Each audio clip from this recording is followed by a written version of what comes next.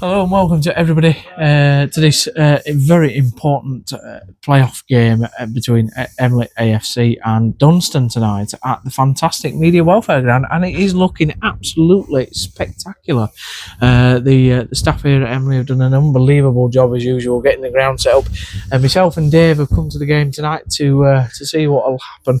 Hopefully, we're hoping for a West Yorkshire win for Emley AFC as usual. Dave, you looking forward to the game? I am. It's a game where I was saying it to the car. I was saying it to you in the car on the way here. It's a game that I can sort of enjoy without having to break it down into minutes where stuff's happening, which I've had to do previously with match reports. So it's been just nice to take a game in. Yeah. Obviously, we all want an Emley AFC win. Dunston, somebody they know very well. I think I was reading somewhere earlier. They've played Dunston 7 times this season, or is it just this season or past couple of seasons? They've played over the last two seasons. Yes. Yeah, 7 times. So it's a team that, well, both teams know each other very well. But yeah, we're looking forward to obviously the fixture here at the fantastic Media Welfare Ground, and hopefully it means an Emley win. Of course, the other game is tonight as well. Bradford Park Avenue against Matlock. Obviously, Matlock in 3rd. Bradford just sneaked in there, didn't they, in 6th. And as we said on the Monday night show, it's going to be an interesting playoff campaign for every team involved. There's lots of different stories. There is a lot of different stories. Matlock did actually finish 2nd. Emley 3rd, Dunston 4th. But yeah, a lot of stories. We covered it last night on Monday's show. I was saying, Matlock have a wealth of experience. But from the sounds of the replies from all you guys, Bradford have had their number this season, and even Emley have. We tried to jump the gun a little bit and look at permutations for the final. And if it goes to form, our 2 West Yorkshire teams do have the upper hand. Well, we'll be doing a video all through sort of the game and also a review afterwards, and hopefully we'll get a bit of a chat with particularly the Emley AFC manager after the game.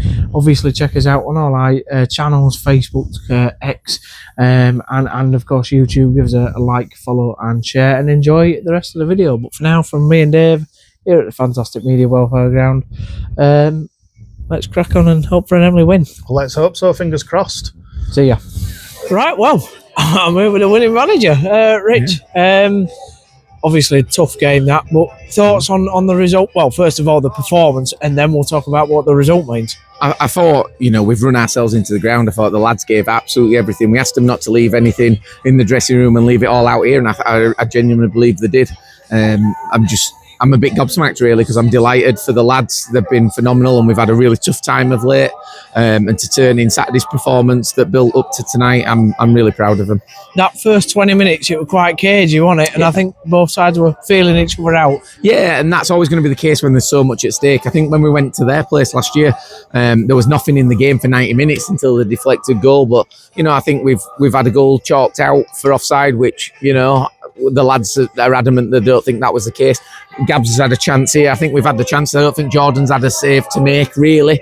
He's picked up a couple of headers. Obviously, they've missed the sitter where he's hit the post, and sometimes you think that's where your luck's at, and it might be our night, and it's proved to be. And like I said, the support we get from behind the scenes to get the quality on the pitch has been relentless, and the lads' attitude tonight was relentless. The goal, obviously, keeper parries it, but he's there, isn't he, Lawrence? Yeah. So for us, it's a long throw from now, but it's a really smart one. It's not one thrown in. Gabs is spare in the box. He picks him out with a 50-yard throw-in, if you like, and he turns and gets the shot away. And Dan Lowson, their keeper's a good goalkeeper, and the tough goal mouth, actually, with it being really dry, and it comes off in, and Loz is there to tap it in for 3 goals in 2 games, and he must be absolutely delighted.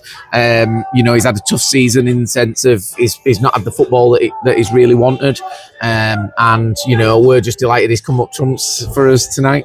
There were a few tough challenges, put it that way, particularly in the first half. How did you see that? I thought the one on Ellis could have gone either way, really. It was a little bit, I think he had time to pull out, so I felt it was a little bit naughty. The ref didn't feel that, and that's his call. He's there to officiate the game. But other than that, I think they were more just sort of coming together type tackles. But Dunston, they'll get into the ref and a bit of the dark arts are there in their dressing room, and that, you know, something sometimes that I think we miss actually. You know, that sort of know-how of how to.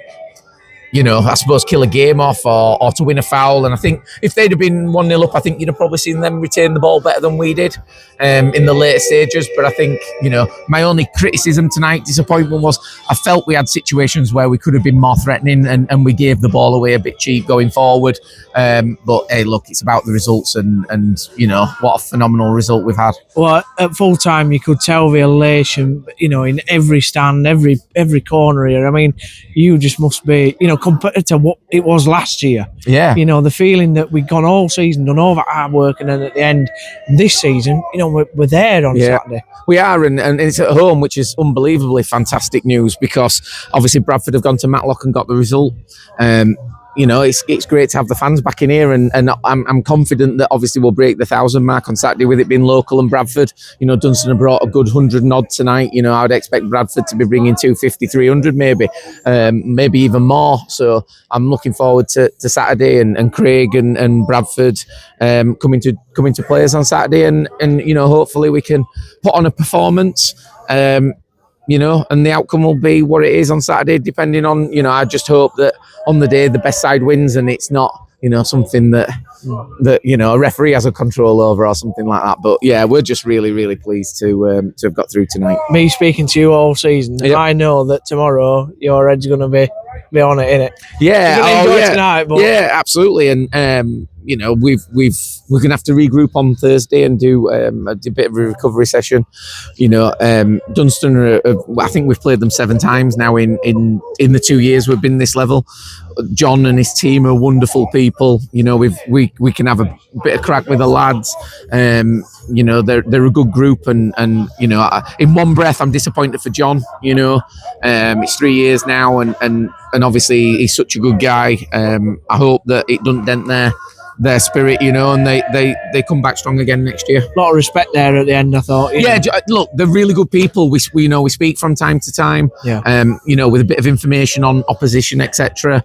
They've been a bit of a nemesis, certainly for us when we've gone up there. So we're really delighted to have swung the league position, you know, on the last day to get them here, and I hope that, you know, I genuinely believe that getting them here has helped us get through tonight. Just lastly then on Bradford at the weekend, tough opposition. We've obviously, you know, tricky games this season against them. Two really tight games. You know, I thought it was a tight game at their place to control a lot of ball.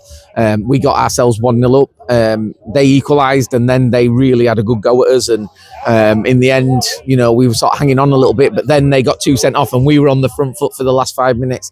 And then when we came here, I thought it was a really, really tight game. Gab sniffed out a goal and we won 1-0. But when they changed and went more positive at the end, obviously seeking an equaliser, I think the reality of that was that they caused us a lot of problems. And we, like I say, defensively, we've been superb this year, and we hung in there. So we've had 2 positive results in terms of taking 4 points off them.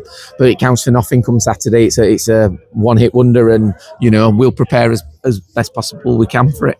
Well, look forward to seeing you Saturday. Thank you. And well done again tonight, man. Thanks very much. Cheers, man. Thank you. Obviously, you've seen the introduction to the video. We'll also post within it. We just spoke to Richard Tracy, the Emley AFC gaffer, obviously, the winning manager for tonight. So Emley AFC won Dunston 0. Lawrence Aheno with the goal of the game. Dave, how did you see it, mate, the game? Yeah, similar to what Richard Tracy said, I thought it was sort of quite a poor 20 minutes, quite edgy. The goal, if anything, obviously improved the quality of the game.